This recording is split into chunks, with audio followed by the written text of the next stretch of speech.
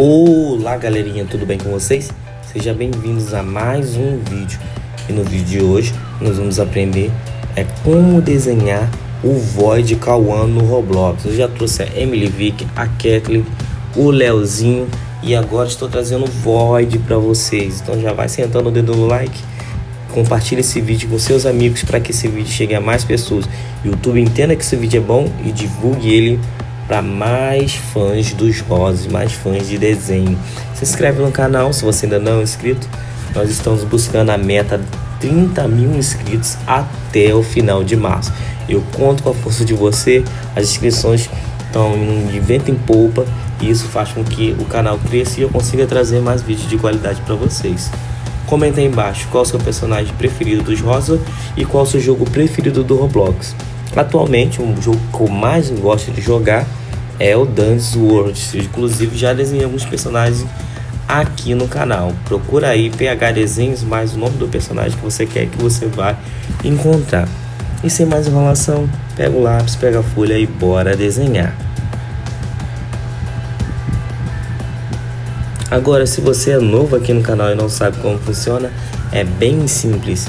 É só você ir copiando as linhas que eu estou fazendo no vídeo, passo a passo, linha por linha, que no final você vai conseguir fazer o mesmo desenho do Void que eu. E aí você já dá aquele like para agradecer, comenta aí embaixo que tema você gostaria que eu desenhasse aqui no canal e compartilha para que a gente consiga levar esse vídeo a mais fãs de desenho.